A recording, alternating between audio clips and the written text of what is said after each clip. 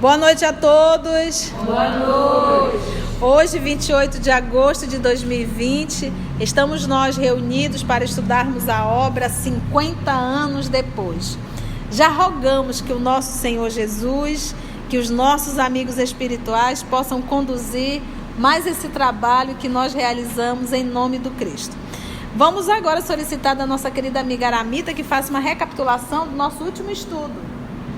Então, Túlia Sevina, amiga de Alba Lucínia, e a Célia, sua filha, foram nas Catatumbas, na Via Naomitana, pedir uma oração para Alba Lucínia. Chegando lá, o orador da noite, que era o Policarpo, tinha sido preso na tarde deste dia. E eles solicitaram ler uma passagem do Evangelho e solicitaram para quem se tivesse disposição para comentar. E qual não foi a surpresa de Célia e de Túlia, que quem se apresenta para comentar a passagem do Evangelho é Nestório, que é o liberto do Elvídio Lúcio e que trabalha também com o sogro de Elvídio na prefeitura. Muito bem. E ele comenta o Evangelho. Lembrando que o escravo Nestório é a encarnação do senador Públio, que é o nosso querido Emmanuel. Então, aquele grupo que estava reunido dentro de um cemitério, alta horas da noite, frio, todo mundo ali coberto. Existia uma senha para adentrar nesse local, que era o sinal da cruz, era a senha. Só os cristãos sabiam. Obviamente que sempre tinham aqueles infiltrados para denunciar quem era cristão ou quem não era. Então, o Policarpo, que era quem fazia a palestra ali no cemitério, muito bem, por sinal, ele foi preso, então não estava. Mas ele ainda assim, ele tinha por hábito fazer uma leitura das anotações de Mateus, que nós estamos aqui no ano de 132. E a anotação era: estando Jesus a pregar ainda para a multidão, sua mãe e seus irmãos de fé do lado de fora procuravam falar-lhe. Então alguém lhe observou: tua mãe e teus irmãos encontram-se aí fora, procurando-te. Respondendo a quem o advertira, disse o mestre: quem é minha mãe e quem são os meus irmãos?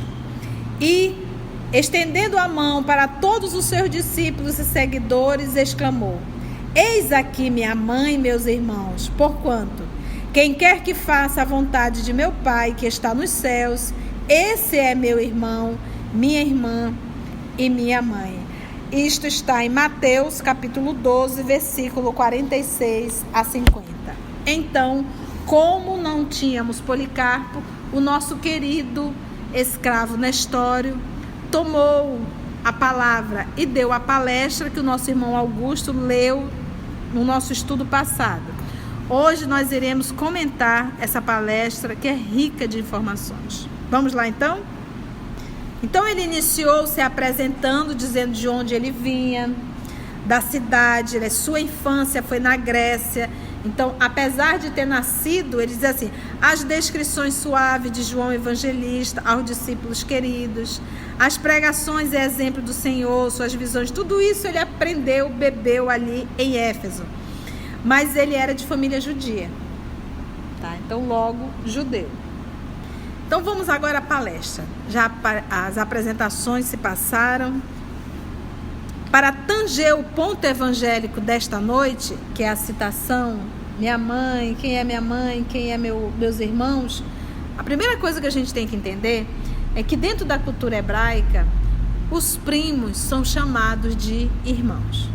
Então, é verdade, quando Maria chegou, estava acompanhada de primos de Jesus, que segundo a obra Humberto de Campos, no capítulo 5, nós vamos deparar Tiago menor, Levi, que é o Mateus, e Judas Tadeus como irmãos, filhos de Cleófas, prima de Maria.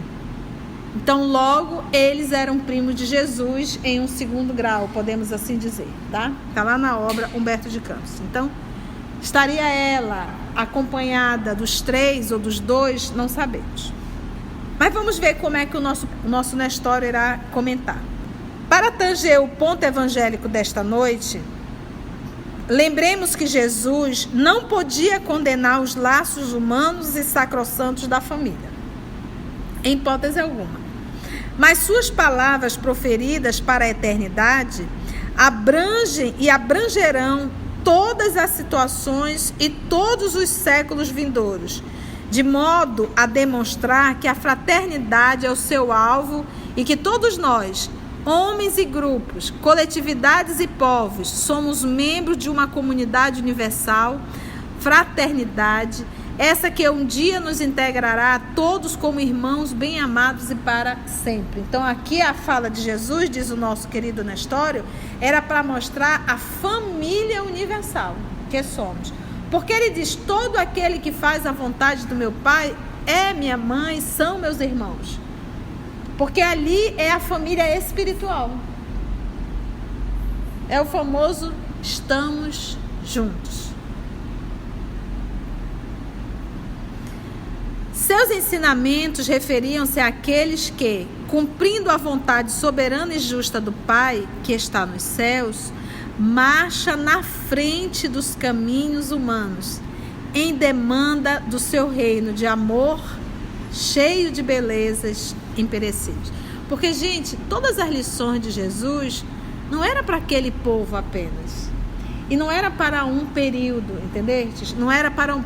Às vezes é criado lei que serve para um povo, para um período.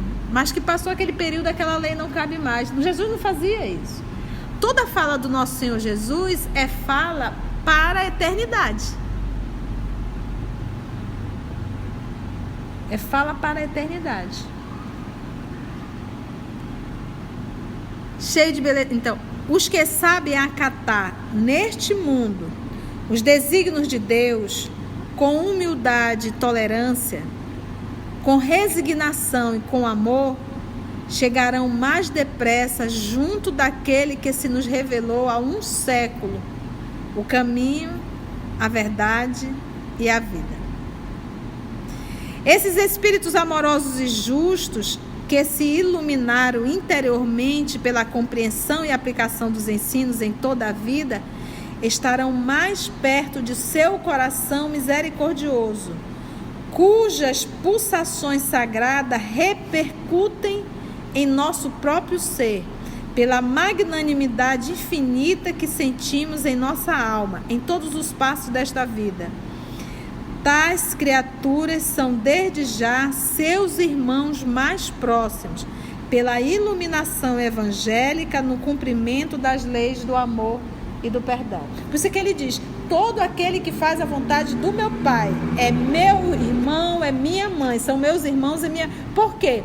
Vamos pegar ainda há pouco. No livro Libertação, quando nós vamos estudar aquele julgamento onde Gregório preside tudo, eu encontro algum daqueles espíritos encontraram com Cristo? Ali naquele local? Com Cristo lá no local? Não se depararam.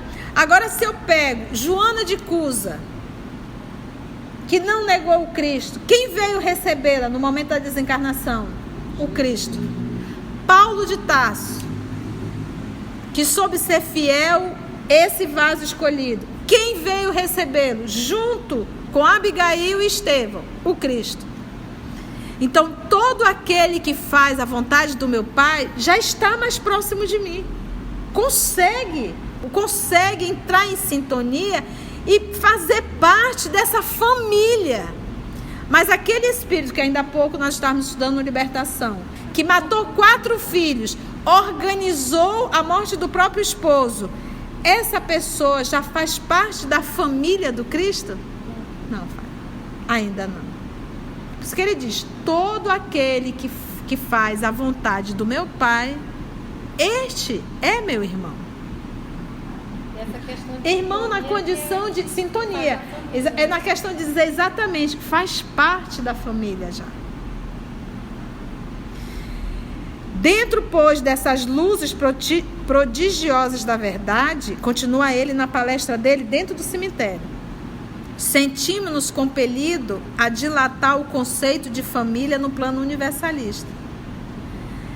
desembaraçando o criminoso egoísmo que, por vezes, nos toma de assalto o coração, criando os germes da discórdia, do sofrimento no próprio lar. Quantas vezes, olha aí o caso dessa criatura que mandou matar os 4 filhos, mais o esposo, por egoísmo. Se um homem é partícula divina da coletividade, isso aqui é lindo, gente. O lar é a célula sagrada de todo o edifício da civilização. O lar é a célula sagrada de todo o edifício da civilização, porque a educação, ela começa no lar. O filho que tu educa, a filha que tu educa, tu estás colocando um cidadão para o coletivo. Qual o caráter? Por isso que ele diz que o lar é essa célula. É lindo isso aqui. É a célula sagrada de todo o edifício da civilização. Jesus conhecia, vou voltar aqui, um homem divorciado do bem e um lar envenenado pelos desvios do sentimento, operam os desequilíbrios singulares que atormentam os povos. Agora ele vai falar da família. Jesus conhecia todas as necessidades e ajuizou de nossa situação, não apenas em vista da época que passa, mas de todos os séculos do futuro.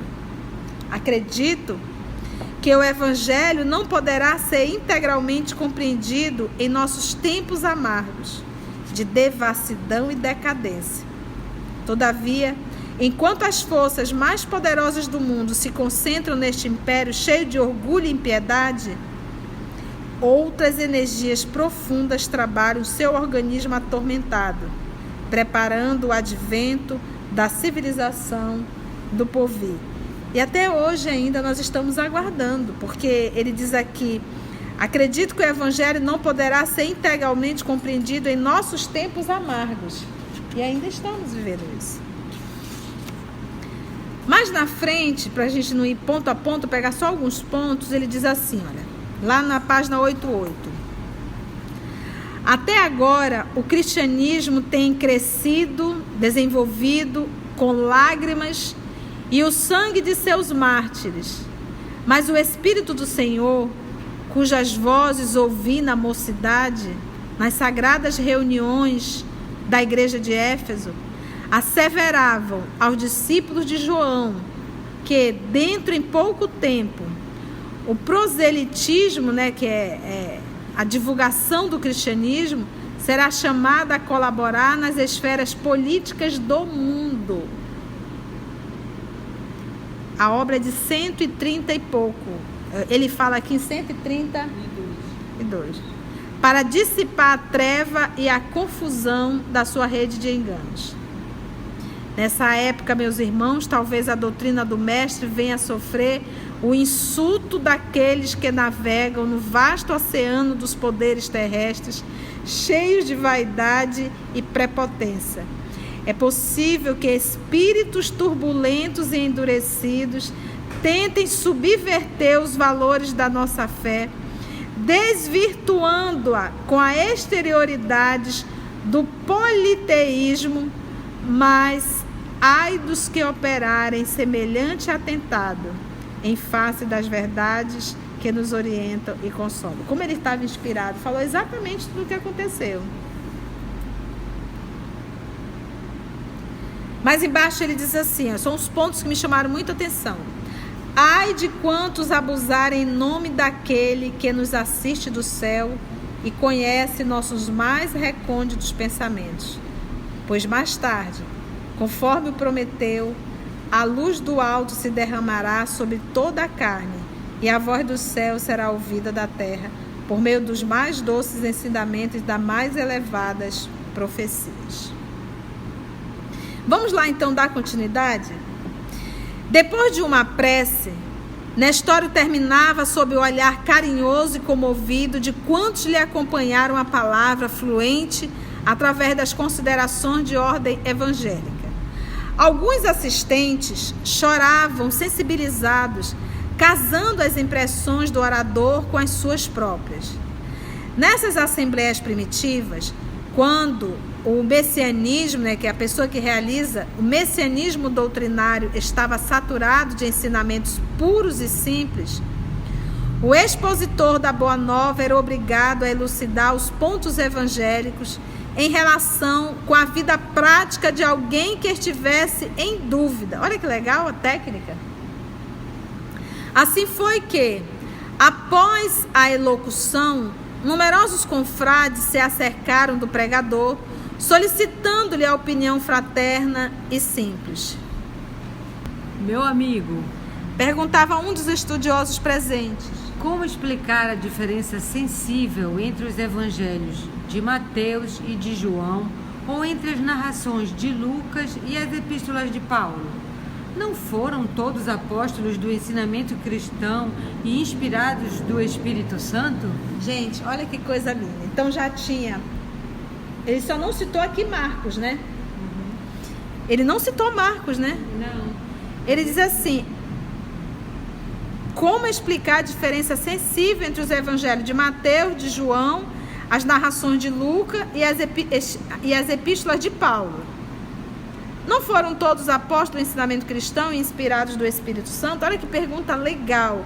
E já dizendo aqui que neste ano já tinha todos esses evangelhos. As cartas de Paulo a gente sabia porque Paulo escreveu quando estava, né? Sim. Esclareceu o interpelado. Mas convenhamos que a cada trabalhador concedeu Jesus uma tarefa.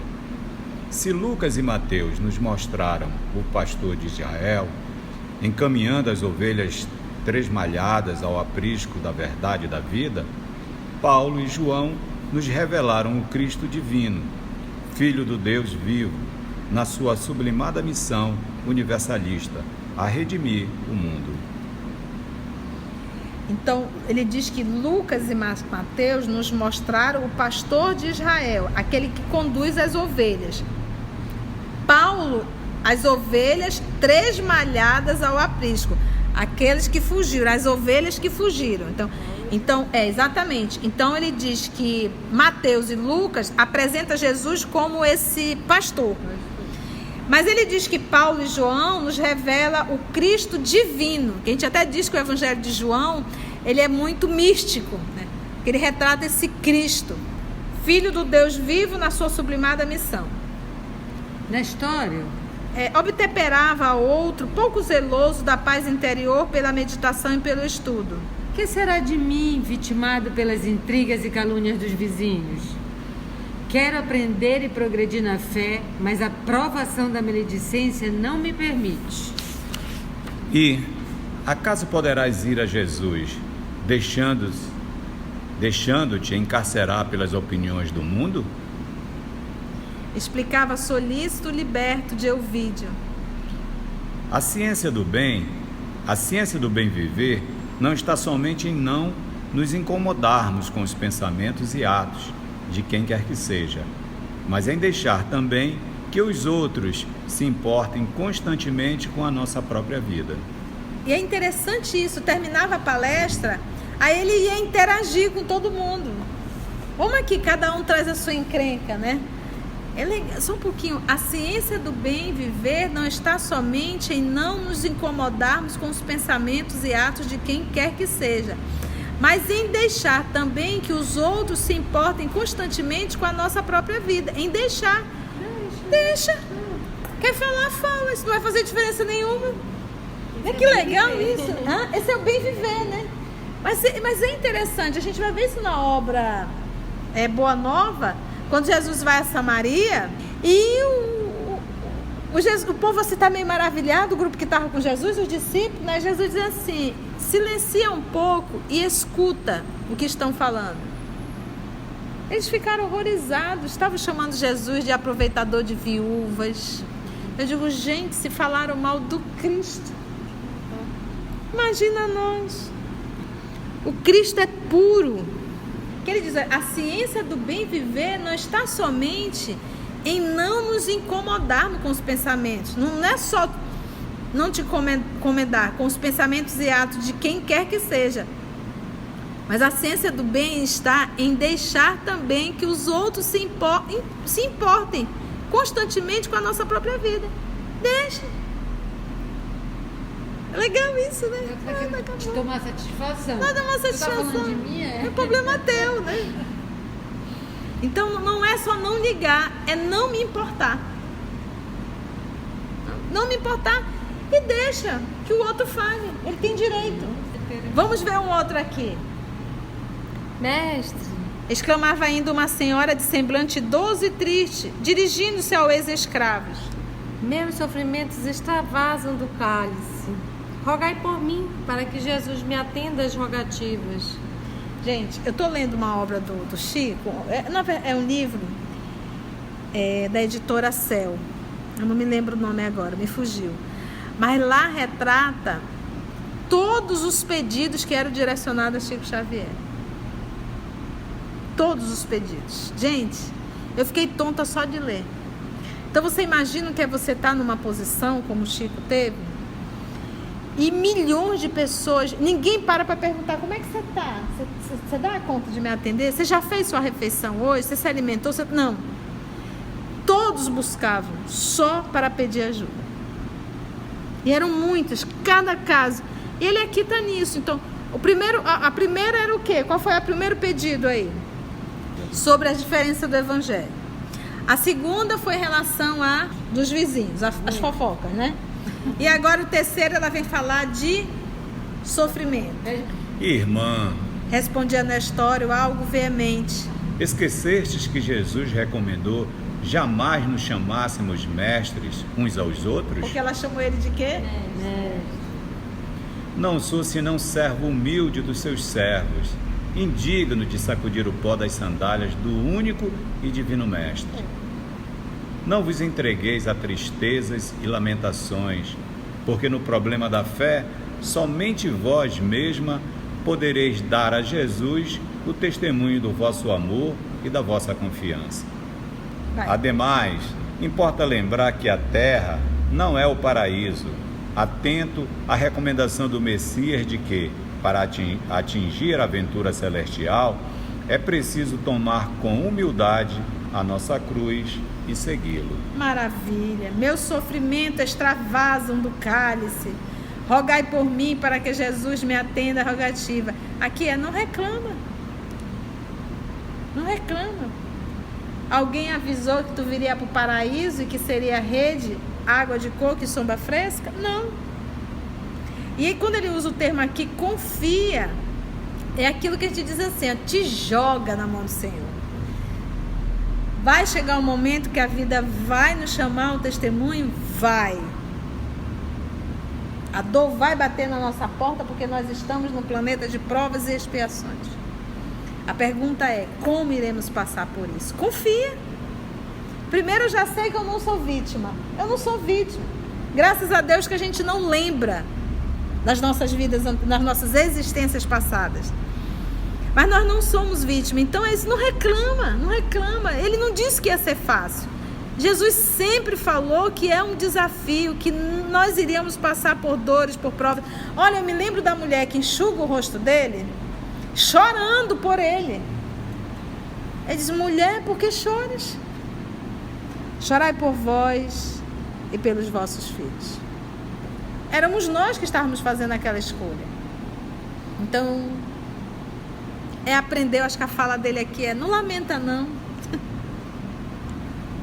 Nesse instante, e ele diz assim, ademais importa lembrar que a terra não é o paraíso. É aquilo que a gente sempre fala nos nossos estudos. Todos nós dizemos, nós estamos no planeta de provas e expiações. Eu não sei aonde está o paraíso. Porque quando chega a prova, quando chega a expiação, a gente fica correndo da sala para a cozinha. Ou eu estou passando por provas, ou eu estou passando por expiações. Tia, não estou nem em prova e nem expiações. Aguarda. Porque toda expiação é uma prova. Mas nem toda prova é uma expiação. Então, ou estamos passando por um, ou estaremos passando por outro. Se ainda não estamos passando, o que Deus faz? Dependendo da condição do aluno, às vezes a pessoa passa uma vida inteira espiando. Pensa você ficar em cima de uma cama. Uma vida inteira. Perder a sua razão. O seu poder de decisão. Isso é uma expiação dolorosa, uma vida inteira. Conosco, o que ele faz? Ele vai mandando em doses homeopáticas. Mas o bom é saber que ele, quando ele nos manda, Deus, nosso Pai, ele sabe que o filho tem capacidade de carregar esse fardo. Né? O fardo é leve. Suave é meu jugo. Leve é meu fardo. O que ele está querendo dizer? Tanto o jugo, que é aquela madeira que se coloca aqui atrás do boi, quanto o fardo, para quem tem Cristo, se torna leve e suave. Você pegar um diagnóstico de uma patologia, de uma doença, em que você está com seus dias contados, se você não tem um Cristo, é um desespero. Mas se você tem Cristo, você vai desencarnar, mas não vai fazer disso algo pesado. Nesse instante, rompendo a multidão de crentes em redor, Nestório reconheceu Célia e Túlia, que se acercavam atenciosamente. O liberto saudou-as, tomado de surpresa, enquanto a jovem lhe dirigiu palavras de júbilo e simpatia. Nestório, exclamou Célia radiante, por que nunca me falaste das tuas convicções, da tua fé? Filha, sem embargo de meu fervor cristão, não podia menosprezar os princípios da família que me concedeu a liberdade. Ambos estavam alegres e felizes, experimentando o contentamento da mútua comunhão na mesma fé, quando uma surpresa maior lhes abalou o espírito.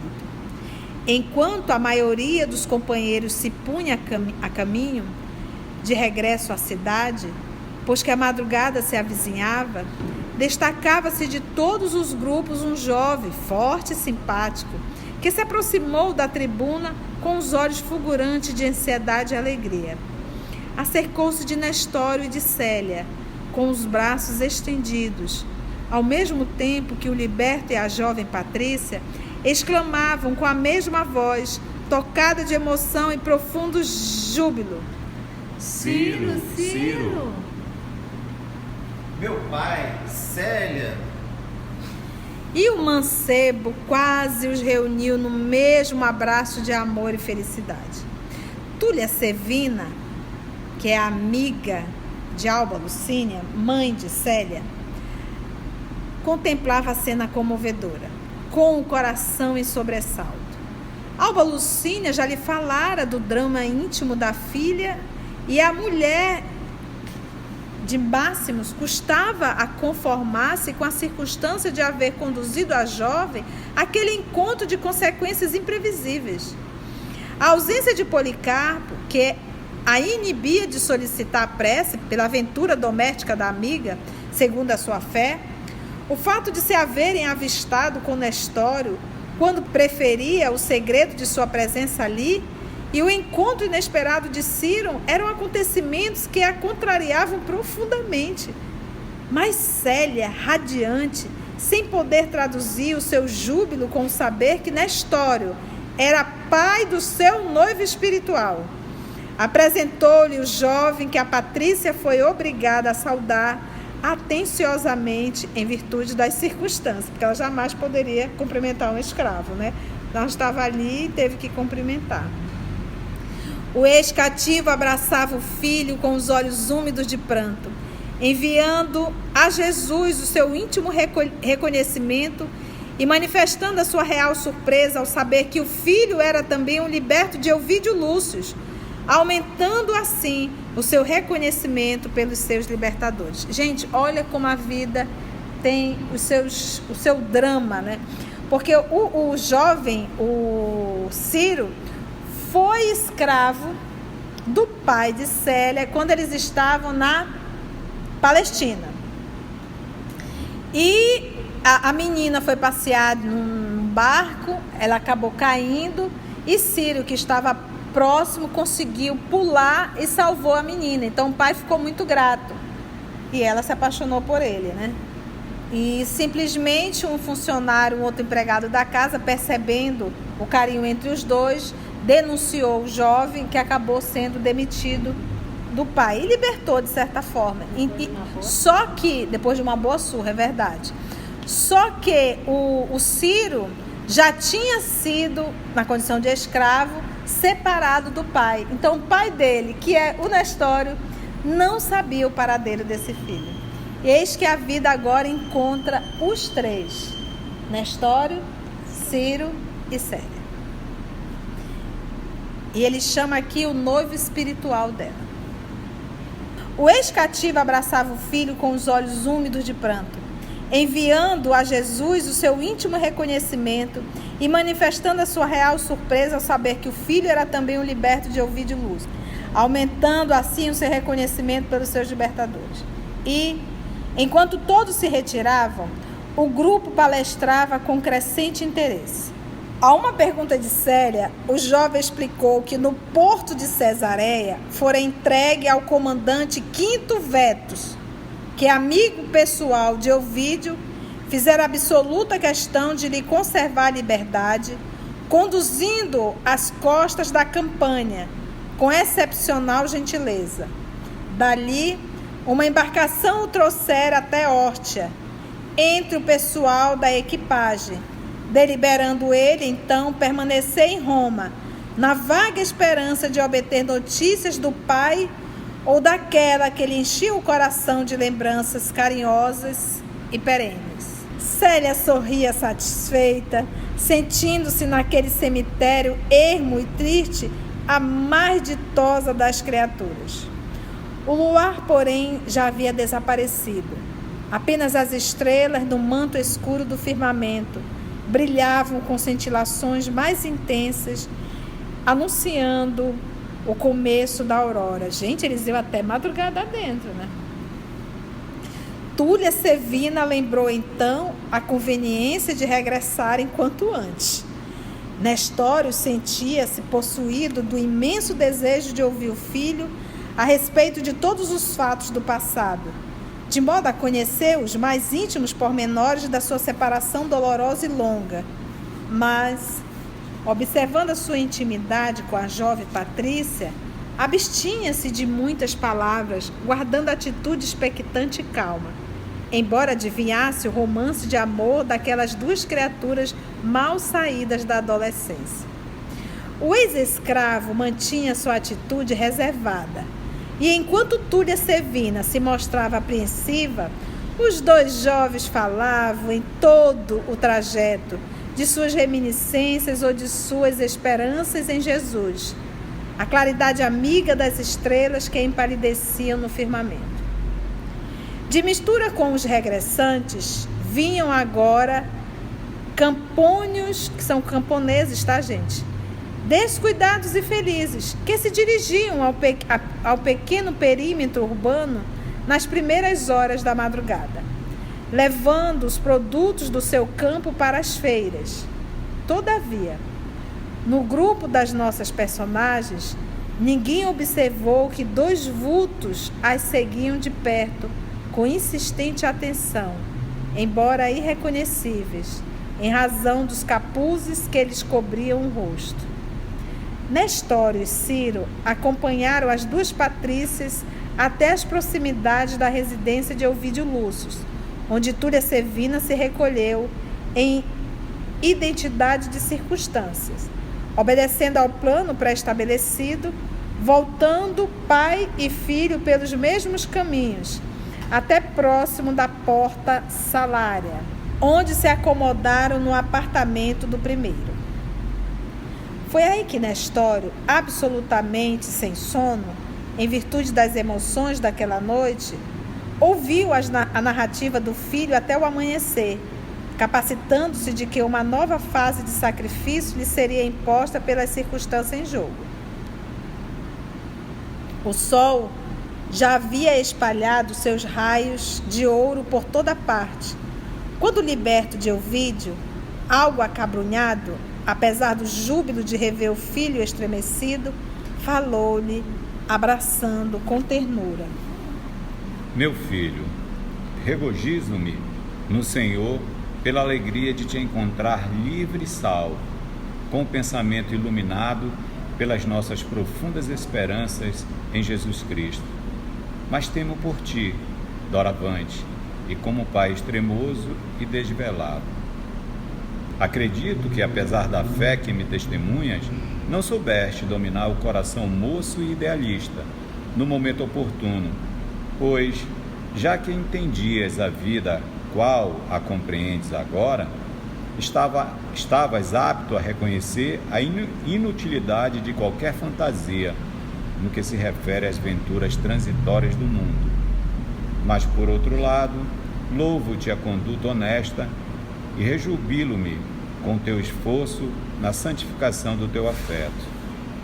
Sou de opinião que seremos agora chamados aos mais penosos testemunhos de coragem moral, porquanto a família de Célia não toleraria jamais uma pretensão tua.